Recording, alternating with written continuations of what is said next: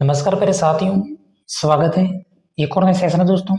आज के सेशन में बात करेंगे पीटीटी परीक्षा 2026 के लिए एडमिट कार्ड के बारे में और उसके बाद आपको बताऊंगा सेफ स्कोर बारे में कि पीटीटी एग्जाम्स 2026 के लिए हमें सेफ स्कोर है जो कि क्या रखना है ताकि हमें नज़दीक कॉलेज जो कि मिल जाए। तो पीटीटी एग्जाम्स 2026 के लिए जो एडमिट कार्ड है 7 जून को जारी होंगे। 7 जून को यहाँ पर कभी कभी क्या होता है कि 7 जून को जारी नहीं करते और एक दिन है जो कि आपका लेट भी कर देते हैं। तो 7 जून को या फिर 8 जून को आपके जो एडमिट कार्ड है वो जारी हो जाएंगे, क्योंकि 6 जून और 7 जून को हमारा इसमें रविवार आ गया है, तो इससे आपका एक दिन है जो कि लेट भी हो सकता है। तो पीटीटी एग्जाम्स 2026 के जो एडमिट कार्ड है वो 8 जून को जारी हो जाएंगे अगर 7 जून को नहीं होते हैं। इस एग्जाम्स की हम बात करें तो कुल आपके जो सीटों की संख्या है 1,07,000 और कुल फॉर्म भरे गए हैं वो भरे गए 1,26,000। अब मैं आपको पीटीटी एग्जाम्स 2025 की तुलना करके बताऊंगा कि 2025 में कुल कितने फॉर्म भरे गए थे और कट ऑफ हैं जो कि क्या गई थी।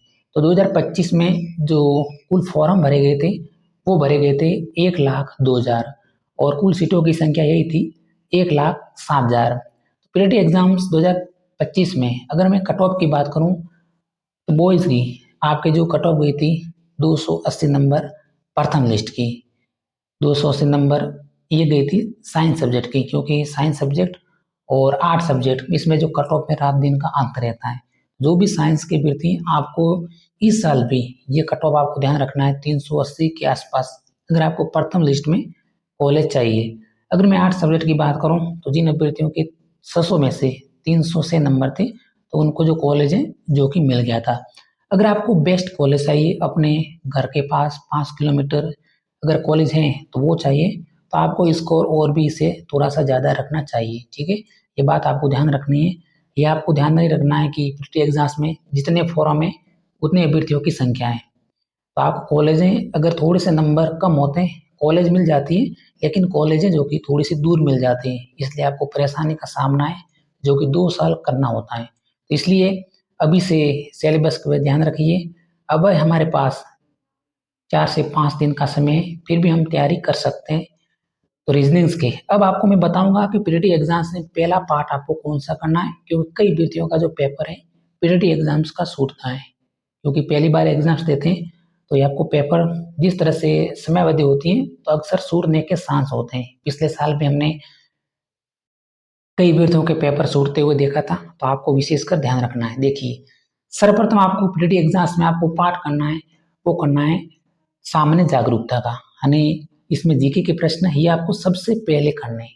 थोड़ी सी आपको ध्यान रखना है, सबसे पहले करने। उसके बाद आपको प्रश्न करने वो करने हैं शिक्षण अभिरुचि के, सेकंड नंबर पे यही आपको करना पार्ट सेकंड जल्दी से।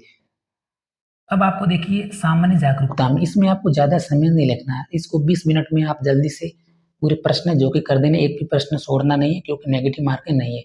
उसके बाद आपको प्रश्न करने हैं हिंदी के और सबसे लास्ट में करने हैं वो आपको करने हैं रीजनिंग्स के, क्योंकि रीजनिंग्स में आपको पार्ट ए रीजनिंग्स का आपको मिल सकता है कि, तो इसमें आपको ज़्यादा टाइम वैसे नहीं रखना है रीजनिंग्स में, सबसे लास्ट में करने और इसके लिए थोड़ा सा समय ज़्यादा रखना रीजनिंग्स के लिए। वैसे आपके पीटी एग्जाम्स में प्रश्नों की संख्या 200 होगी, 700 अंक का पेपर होगा और समयावधि वो होगी 3 घंटे 15 मिनट में। और इस एग्जाम्स के लिए आपका सेफ स्कोर है साइंस मैथ के लिए 280 प्लस अभी से रखना है और आर्ट सब्जेक्ट के लिए कम से कम 207 नंबर प्लस जरूर रखें, क्योंकि ये आपको रखना जरूरी है। आज के सेशन में इतना ही। अगर हमारी जानकारी आपको पसंद लगी तो क्लास को लाइक जरूर करें। धन्यवाद।